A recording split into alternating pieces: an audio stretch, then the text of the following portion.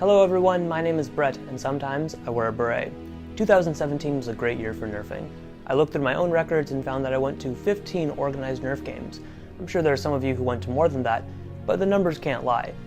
More than once a month, not too bad. And when I was looking through that list, I thought I'd share with you my top 5 favorite games from 2017. These are games that I took the most away from, had the best time with other people, and overall want to keep seeing more of in 2018. Not that my other games weren't very good, it's just that these stood above the rest. It was still very hard to choose because I had a lot of fun this year. I met so many great people, had so many great experiences, used so many different blasters, but save that for another video. So for the meantime, let's look at my top 5 favorite wars of 2017. Number 5. The Good, the Bad, and the Nerfy with Novik, June 25th.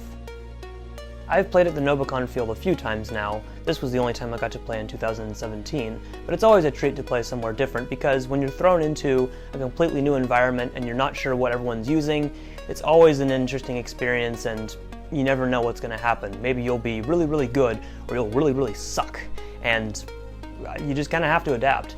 What I really like about Novik is their unique structure compared to what we have. It's a school. It's got concrete and pavement.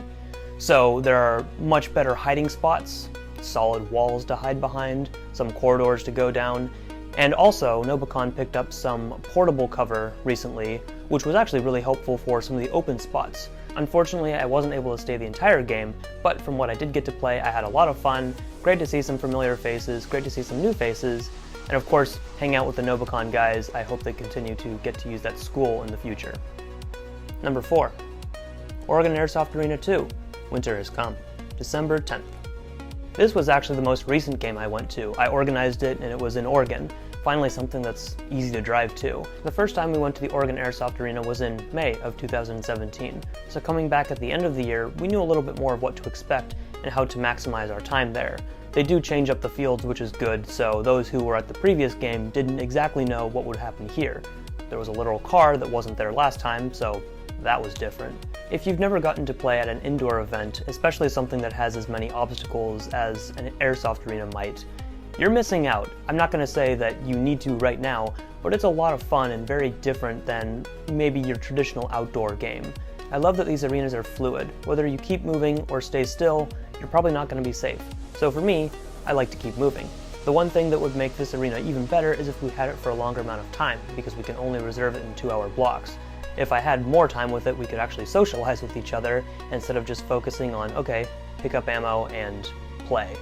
So that's a one downside of this arena. Maybe we'll find some others in the future, but all in all, this arena is a ton of fun, and if we do organize more in the future, I will definitely be there.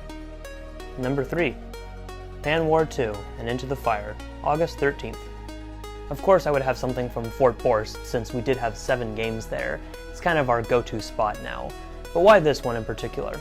Well, last year we had Pan War, which was the first Pacific North war, which brought together people from Washington and Oregon in kind of a historic way.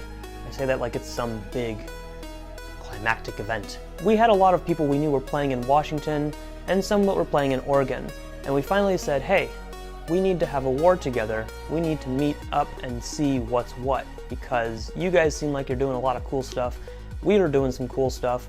Let's do cool stuff together because we can drive and see each other. Pan War 1 was also the first time that many people played at Fort Borst Park, myself included. In order to make Pan War 2 more unique from our other Fort Borst games, we added some special rules for special games. We had missiles and melee for 1 round. We had rival only for 1 round.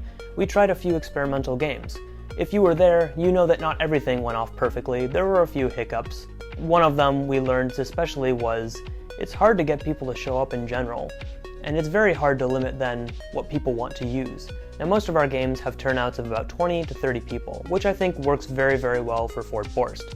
If we get too close to 50, it's going to be very tough to run some of the games we want to run. Pan War 2 saw over 40 attendees, and what was amazing about that was that I knew most of them. Comparing it to Pan War 1 the year before, it was amazing to see how much our Nerf scene in the Pacific Northwest has grown, and just how close I've gotten to some of those people. It really made me feel like we've done a lot of solid work to make our wars fun, but also we've really strengthened our community. And now a lot of people that show up They feel comfortable. They're friends, and that's really what these games are about. They are about Nerf, right? But we have like a friendly community. That's really important, and I'm really happy that we have gotten that up here. Number 2, WWU HVZ minigames, November 4th. Since many of the games that I go to now are not in my immediate area, I usually commit a full day to them. Get up early in the morning, play all day, come back probably late at night. This, however, was more than that. This was travel to a friend's on Friday night, hang out, voyage up Saturday, play, come back Saturday, and then return home Sunday. This was a full weekend for me, and it was well worth it. I had never been to the WWU campus before, and it was a treat to play again at somewhere new. The snow was even better. This was something that you can't always plan for. You never know when the snow's gonna hit, and snow this early was very unexpected. For a game that threw us completely out of our element with stock darts, stock blasters, cold conditions, wet conditions, people we didn't know, and sometimes rules we didn't know, this was proof that you can always have a good time nerfing if you've got the right spirit. There are definitely some things we did at this game that we cannot replicate anywhere else, and so I was very grateful to have this opportunity, have some really cool friends who were able to get me there and home in one piece, and we were able to see potatoes for a little bit before we left Bellingham. I hope that Western Washington University continues their HVZ games, and I hope that I'm there one day to see it again. Number 1, Borscht War 5, The Fort Borscht Back, September 16th. So many Borscht games, what do they mean? Why does the Fort Borscht back? Well, I don't know. But what I do know is that this was the first game that I took a big part organizing, and everything worked. Everything worked really well. We had a great turnout, we had some new games that worked out really well, everyone was well behaved, not that they're not usually well behaved, but everyone played well, it was fun. Foam Blast came up. Well, that's a coincidence. And with them, they brought many items for our nerfing nerdiness.